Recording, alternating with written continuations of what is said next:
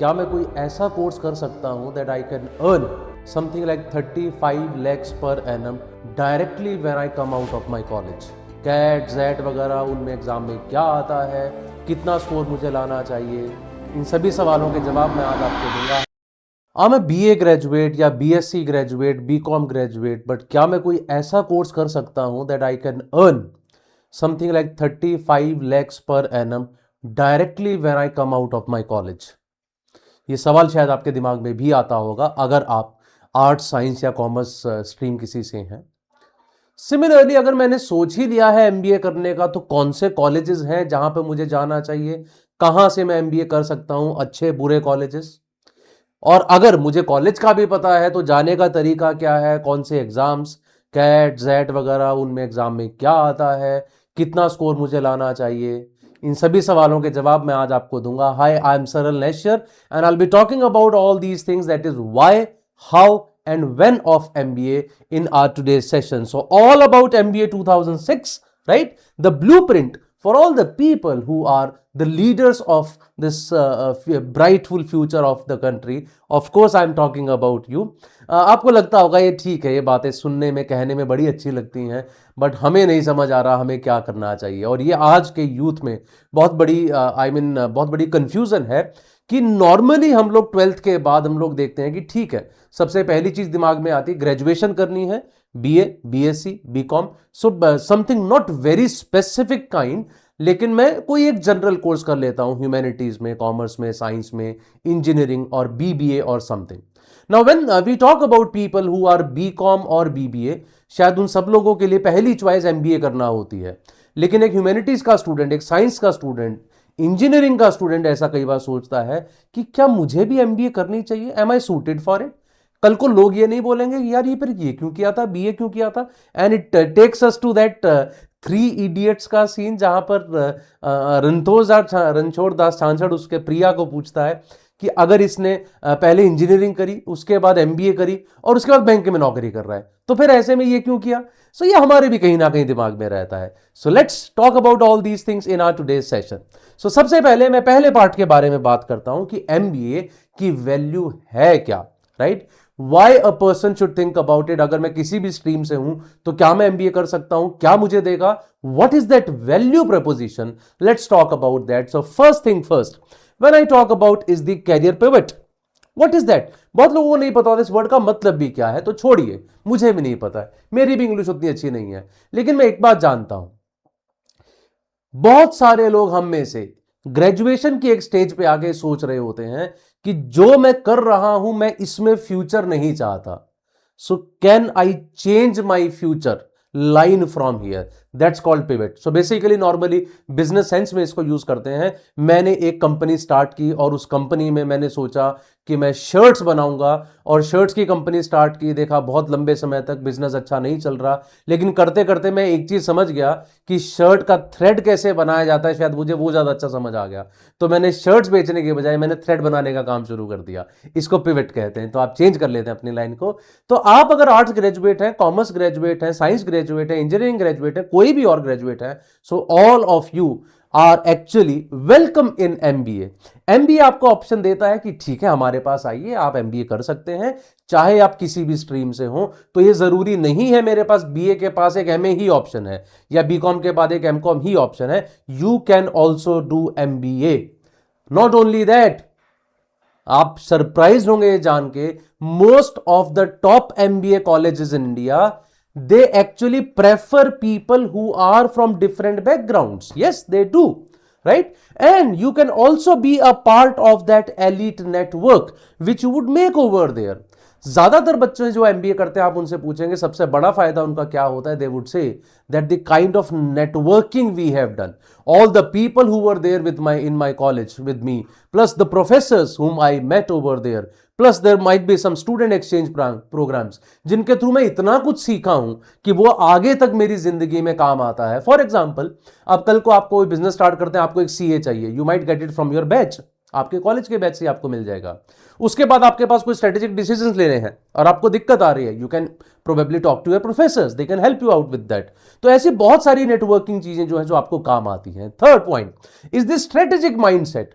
अगर आप मैं कह रहा हूं किसी भी ग्रेजुएशन स्ट्रीम से, लेकिन आप एक बिजनेस स्टार्ट करना चाहते हैं तो उसके लिए एक आपको स्ट्रेटेजिक माइंडसेट चाहिए ही चाहिए। स्ट्रेटेजिक माइंडसेट से मेरा मतलब ये भी है, आप ऐसे समझिए कि आप जो बिजनेस शुरू करते हैं उसके अंदर आपको बहुत सारी चीजें चाहिए।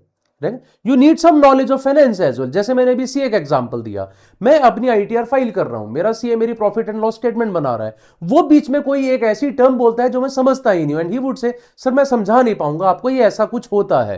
ही would say this kind of tax is there, ये हमें पे करना पड़ता है, so what are the way out, मुझे पता ही नहीं।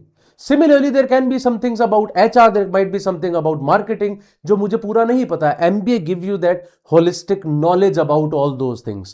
Plus, then in those cases, जब आपके पास पूरा knowledge होता है, you have that strategic mindset, you can create proper strategies according to your business or the company you are working with। वहां पर आप उस mindset को लेके सोच सकते हैं। प्लस फाइनली रिस्क मिटिगेशन में इसलिए बोलूंगा, आपने देखा होगा कोविड के टाइम पे बहुत लोगों की जॉब गई, आपने भी जाते हुए देखा होगा, बहुत सारे लोग रहे होंगे, लेकिन क्या आपने किसी आईआईएम ग्रेजुएट को, एफएमएस ग्रेजुएट को, एक्सएलआरआई ग्रेजुएट को, आपने ऐसे किसी कॉलेज के आदमी को देखा कि उसकी जॉब गई और फिर लगी ही नहीं? देयर आर पीपल जिनकी जॉब गई और बाई चांस नहीं मिले, मतलब ये बहुत अनफॉर्चुनेट था, लेकिन एमबीए आपके लिए काम करता है that it remains young for ever. अगर आप 2 साल जॉब छोड़ भी देते तो भी आप किसी भी वक्त वापस अगर जाएंगे तो आपका रिस्क काफी कम हो जाता है। Rather the best part again I would say risk mitigation और पाइवट को मिला के कि किसी भी स्टेज पे आके आप अपनी जॉब के दौरान भी जब आप चाहें अपनी स्ट्रीम चेंज कर सकते हैं। अगर मैं IIM अहमदाबाद पास आउट हूं और मैं आज फाइनेंस में काम कर रहा हूं, 3 साल हो गए, मुझे अच्छा नहीं लग रहा, I can switch to marketing any time, I can switch to HR, right? This is possible for an MBA graduate. So these are some of the perks of doing MBA, I would say. Plus when I talk about the salaries, of course मेरे ख्याल से जो सबसे important part हम लोगों के लिए होता है कुछ भी स्ट्रीम चूज करने का, कोर्स चूज करने का, of course salary, right? Everyone wants to earn money because we have to have that good livelihood. तो उसके लिए अब मैं आपको एक एवरेज नंबर दे रहा हूं। अगर आपका MBA से पहले का package generally around 7.5 lakhs per annum है, if you do it from a tier 2 college, right? Tier 2 college is just like, I would say, a college like IMT Ghaziabad, a college like you can say IFT Delhi, IFT rather अच्छे colleges में गिनूंगा, ठीक है? या फिर आप बात करते हैं XIMB के बारे में, आप लेटेस्ट से बात करते हैं सम ऑफ दी न्यूअर IIMs के बारे में, जैसे IIM रोहतक वगैरह हैं, तो इन सभी का एवरेज पैकेज अगर आप देखेंगे it will be around 18-19 lakhs। लेकिन अगर मैं टियर 1 कॉलेजेस के बारे में बात करूं, IIMs, FMS, SP जैन वगैरह के बारे में, the average package is 32, 33, 34, 35 lakhs। तो अगर आपका प्री MBA पैकेज 7.5-8 लाख का भी है तो आप मान के चलिए your salary can jump up to anywhere from 2 to 5 times what it was before doing MBA। और ये तो मैं केवल उन लोगों की बात कर रहा हूं जिनके पास जॉब थी। I know, we know the kind of unemployment we have, right? And it has been there for many years. तो उस अनएम्प्लॉयमेंट में बहुत सारे लोग ऐसे हैं जिनको जॉब ही नहीं मिलते हैं। I am talking about the tier 2, tier 3 cities जहां पे जॉब ही नहीं मिलती है। वहां पे MBA आपके लिए एक बहुत अच्छा रास्ता खोलता है, एक बढ़िया मतलब सैलरी वाली जॉब दिलाने का, वो भी with 100% guarantee, right? Otherwise normally क्या होता है, आप कोई भी कोर्स करते हैं तो पता नहीं मैं 2 साल पैसा लगा रहा हूं, कोर्स भी कर रहा हूं, पता नहीं जॉब मिलेगा या नहीं। So most of these tier 1 college, most of these क्या टॉप टियर कॉलेजेस की बात करूं, everyone gives you 100% salary. Even if I am talking about tier 2B school, तो इन सब में भी 100% प्लेसमेंट रिकॉर्ड इनका रहता है। So there also you are absolutely sure that you are in the safe hands. Next when I talk about the next part that is the target institute. ठीक है सर, अब सोच लिया, चलो MBA करने का सोचते हैं, तो कहां से की जाए, कौन से इंस्टीट्यूट्स हैं? मैं कहता हूं टियर 1, टियर 2 वगैरह, ये कौन से इंस्टीट्यूट्स हैं जो मैं जिसके बारे में बात कर रहा हूं? So let's start talking about them. So when I talk about the premier institutes of India, सबसे ऊपर नाम आता है ऑफ कोर्स IIMs का। There are total 22 IIMs currently in India, और उन IIMs में आपके पास टॉप पे आते हैं अहमदाबाद, बेंगलोर, कलकत्ता, लखनऊ, इंदौर, कोझिकोड, और इस तरीके से बहुत सारे सिटीज में आपके पास 22 IIMs हैं। These are the top colleges of India. लेकिन सभी IIMs ही टॉप पे जरूरी नहीं है। Generally we say ABC top 3 colleges में आते हैं। उसके बाद you can also count FMS Delhi which is above all the other IIMs which are left. ठीक है। FMS Delhi, which is of Delhi University. We have XLRI Jamshedpur. We have IIT Bombay. We have SP Jain Institute of Research. And then we have IFT Delhi as well. Not only that, we have Jamnalal Bajaj. We have MDI Gurgaon, NMIMS, SIBM Pune, TIS Mumbai. और इसके अलावा बहुत सारे और colleges हैं जो मैं यहाँ नहीं लिखे हैं, जैसे IIT Delhi is also there, MICA is also there. Then we have IIM Mumbai, हालांकि वो 22 IIMs के अंदर ही आ जाता है। तो ऐसे बहुत सारे और कॉलेजेस भी हैं। अगर मैं सभी कॉलेजेस को मिला के देखूं तो अप्रोक्सीमेटली एक साल में हमारे पास, अगर केवल और केवल मैं टॉप 20 स्कूल्स के बारे में बात करता हूं, we have approximately 5-6,000 seats. If I add the tier 2 colleges as well, the number of seats will go up to some 14,000, 15,000. ये मैं उन 14,000, 15,000 सीट्स की बात कर रहा हूं जहां पे आपको 100% प्लेसमेंट मिलती ही मिलती है, plus the average package is also above somewhere around 10 lakhs. So that is the number of seats. So it's not like those the other courses, जैसे जहां पे आप देखते हैं अगर कोई आदमी पेपर दे रहा है IIT JEE का, कोई दे रहा है MBBS का, आप देखते हैं वहां पे एप्लीकेंट्स कितने होते हैं और सीट्स कितनी होती हैं और उसके बाद प्लेसमेंट्स भी कितनी होती हैं, ये आपके पास डेटा है. So I think MBA is quite a lucrative option with respect to that. तो ये सभी कॉलेजेस और इनके सभी के यूएसपीज में मैंने आपके सामने लिख दिए हैं. जैसे IIMS एक ग्लोबल ब्रांड है, दुनिया जानती है इनके बारे में. FMS दिल्ली का एक incredible ROI because there total fees for 2 years is just 2 lakh rupees, whereas IIMS के केस में 32-33 लाख रुपए होती है. When I talk about XLRI Jamshedpur, Tata का है, they are known for their ethical leadership, right? Then we talk about SJ Som, IIT Bombay, tech management और operations के लिए शायद सबसे अच्छा कॉलेज है ये हमारे पास IIT बॉम्बे का. सिमिलरली बहुत सारे और कॉलेजेस आपको सामने दिखाई देंगे. इंटरनेशनल ट्रेड के लिए IFT सबसे अच्छा कॉलेज है. जमनालाल बजाज को बोला जाता है CEO फैक्ट्री ऑफ इंडिया, ये निकनेम है इसका, कि वहां से बहुत सारे बच्चे ऐसे निकल के आते हैं. Similarly there are many other things also there in the other colleges, right? Now about all these things I'm also talking about on this 3rd of January at 4 PM, so you can join me there as well. Unacademy CAT की ही जो आपकी app है, उस app पे जाके आप ये session देख सकते हैं. मैं एक फ्री सेशन कंडक्ट कर रहा हूं 3rd January को 4 PM पे. You just have to register for it, and that session I'm going to talk about why CAT is easier than you think. हम जो वो लगता है कि CAT तो बड़ा मुश्किल है, आप बता तो रहे हैं MBA कर लो, समझ आती है, इन कॉलेजेस से कर लो, समझ आती है, कैसे करनी है, CAT के थ्रू करनी है. अच्छा CAT कैसे होगा वो तो निकलता नहीं है. तो शायद वो एक मिसकंसेप्शन में दूर कर पाऊं. ज्वाइन कीजिएगा मुझे 3rd January को. It will be just around an hour of session, so do attend this session guys. I'll come to the third part now, the examination phase, right? So first of all we talked about why MBA, क्यों करनी चाहिए उसके बारे में हमने बात की. How MBA, कहां से करनी है उसके बारे में बात की. Now अब अगला तीसरा सवाल आता है, when, कब करनी है, कौन से एग्जाम्स हैं, कब कब होते हैं, क्या क्या आता है. We'll be talking about all those things now one by one. So सबसे पहले आप एलिजिबल कौन कौन है. जैसा मैंने बोला, एनी ग्रेजुएट, आप किसी भी डिसिप्लिन से हो, art, science, commerce, engineering, humanities, business administration, animal husbandry, hotel management, आप CA हैं, CF हैं, कोई भी है, you all are eligible, provided कि आपका कैट में ग्रेजुएशन में मिनिमम 50% होना चाहिए, जो आजकल नॉर्मली होता ही है. अगर आप फाइनल ईयर में भी है तो भी आप कैट का एग्जाम दे सकते हैं. कोई एज लिमिट नहीं है. मैं आज तक भी कैट का एग्जाम देता हूं. And work ex is not mandatory. ये एक जनरली लोगों के दिमाग में मिसकंसेप्शन है कि अगर आपका वर्क एक्स नहीं होगा तो आप MBA के अच्छा कॉलेज ज्वाइन ही नहीं कर सकते, जो बिल्कुल गलत है. ऐसा कतई नहीं है. वर्क एक्स के कई कॉलेजेस में एक्स्ट्रा मार्क्स मिलते हैं, but it is not mandatory, right? And there is a pro tip as well. Diversity matters. Diversity in terms of academic, diversity in terms of gender as well. ठीक है, तो diversity matters, इसका मतलब ये gender diversity के extra marks मिलते हैं. Being a girl you get extra marks. Academic diversity से मेरा मतलब है, अगर इंजीनियर्स की मैं बात करूं तो इंजीनियर्स बहुत ज्यादा कैट देते हैं. तकरीबन 65% of the people appearing for CAT are engineers, right? तो क्या IIMS वगैरह क्या करते हैं, अब वो चाहते हैं कि हमारे पास नॉन इंजीनियर ज्यादा आए.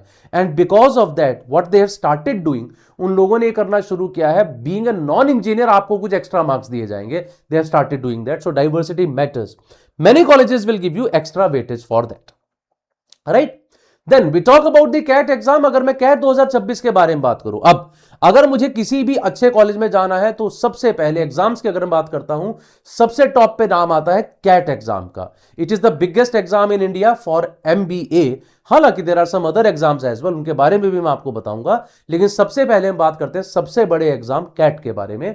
CAT will be conducted on 29th of November 2026 because it is always conducted on the last Sunday of नवंबर का जिस दिन भी लास्ट संडे आएगा उस दिन कैट होगा। So I think next year it is going to be there on 29th of November, तो उसी दिन आपका कैट का एग्जाम होगा। The convener is going to be IIM Indore. इसका मतलब क्या है, हर साल कैट एक अलग अलग IIM कराता है और ये 6-7 साल के बाद रिपीट होना शुरू हो जाता है, तो उस हिसाब से देखा जाए तो इस बार IIM इंदौर इस एग्जाम को कंडक्ट कराएगा। The format is going to be a computer based test. ये पिछले कई सालों से कैट अब कंप्यूटर बेस्ड ही है, पेन एंड पेपर वाला टेस्ट नहीं होता है। It is conducted in 3 slots in 170 cities. 3 slots होते हैं, मॉर्निंग, आफ्टरनून, इवनिंग। तीनों में अलग अलग पेपर आता है बट क्वाइट सिमिलर, जिसको बाद में नॉर्मलाइज करके अगर कोई थोड़ा सा मुश्किल हो गया तो उसके स्कोर को बढ़ा दिया जाता है, अगर कोई थोड़ा सा इजी आ गया उसके स्कोर को थोड़ा कम कर दिया जाता है। So that means they normalise it and approximately 3 lakh students registered for CAT last year. अब कितने रजिस्टर करते हैं और कितने एग्जाम देते हैं उसमें बहुत फर्क है, वो अलग बात है, लेकिन तकरीबन 3 लाख बच्चों ने रजिस्टर किया कैट 2025 के लिए। Now let's talk CAT now कि क्या क्या होता है कैट के अंदर। So CAT has been changing with time, ठीक है। रादर ये बोला जाता है कि कैट के बारे में बहुत कॉमन सी बात है कि कैट में आप कभी भी कोई भी चीज प्रिडिक्ट नहीं कर सकते। It keeps on changing, they are always full of surprises. तो कैट 2019 में 3 घंटे का होता था, राइट। केवल 2 स्लॉट्स होते थे, 100 questions, 300 marks. 34, 32, 34 were the number of questions in verbal ability, LRDI and quant respectively. 2020 में वो 120 मिनट्स का ही हुआ, लेकिन नंबर ऑफ क्वेश्चन 76 हो गए, ठीक है। टाइम आपका 3 घंटे की बजाय 2 घंटे हो गया, स्लॉट आपके 2 की बजाय 3 हो गए, टोटल मार्क्स 228 हो गए, नंबर ऑफ क्वेश्चंस 26, 24, 26 हो गए। उसके बाद अगले 2 साल तक ये चेंज होके 66 क्वेश्चंस हो गए, 198 मार्क्स का पेपर, 24, 20, 22। अगले 2 साल में फिर से थोड़ा चेंज हो गए, सॉरी पिछले 2-3 सालों में नहीं, ये पिछले आई थिंक 2 साल में हुआ है, 3 साल में तो नहीं। तो 24, 20, 22 total number of marks have been 204। So that has been changing. Now what is going to happen in 2026 we don't know, ठीक है। तो हर साल को चेंज होता है, लेकिन एग्जाम से पहले जनरली पता लग जाता है, बिकॉज कैट जब एक सैंपल पेपर रिलीज करता है वी गेट टू नो कि अच्छा कितने क्वेश्चंस आने वाले हैं कितने नहीं, तो एक आइडिया हम लोगों को वो पहले दे देते हैं। ऑल्सो क्या अच्छा स्कोर है, कितना स्कोर आना चाहिए। जैसे जब बच्चे कहते हैं कि ठीक है हमसे कैट निकलेगा नहीं, तो हमें यह पता है 3 सेक्शंस आते हैं, मैथ आता है, LRDI आता है, वर्बल आता है, उनमें क्या आता है उसके बारे में भी मैं बात करूंगा, बट रफली आपको एक आइडिया देने के लिए कि आपको कितने मार्क्स लाने पड़ते हैं। तो अगर मैं बात करूं परसेंटाइल के बारे में, आई एम अज्यूमिंग आपको परसेंटाइल का पता होगा। Percentile is percentage of students below you. आजकल तो सारे एग्जाम्स परसेंटाइल ही देते हैं। 100 परसेंटाइल मींस आप टॉपर हैं एग्जाम के। तो अगर आपका परसेंटाइल 99.5 है, मतलब केवल 0.5% बच्चे आपसे ऊपर हैं, तो वो लास्ट ईयर कितने स्कोर पे आया था? It was on A score of 104। It was on A score of 104। और यहां 104 से मेरा मतलब 104 आउट ऑफ हाउ मच? आपको देखा होगा आपने 68 क्वेश्चंस, इस 68 क्वेश्चन का मतलब 204। तो तकरीबन 50% स्कोर पे आपका 99.5 परसेंटाइल था। 95 के स्कोर पे आपका 99 परसेंटाइल था। 70 के स्कोर पे आपका 95 परसेंटाइल था। 90 परसेंटाइल था तकरीबन 58 पे, और 80 परसेंटाइल है 48 पे। Now when I talk about the top tier colleges, जो टॉप के कॉलेजेस हैं, ठीक है, जब मैं बात कर रहा हूं IIM ABC की, FMS की, XLRI खैर इसके कैट के थ्रू नहीं होता है, लेकिन SP जैन के बारे में बात करता हूं, या फिर मैं बात करता हूं कुछ और IIT बॉम्बे के बारे में बात करता हूं, most of them will give you a call, right.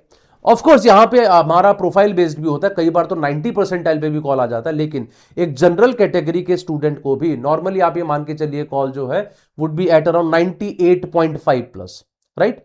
या 99 परसेंटाइल भी मैं मान के चलूं तो 95 के स्कोर पे आउट ऑफ 204, 204 में से जो बच्चा 95 परसेंटाइल लाया होगा उस आदमी को कॉल आ गई होगी, ठीक है।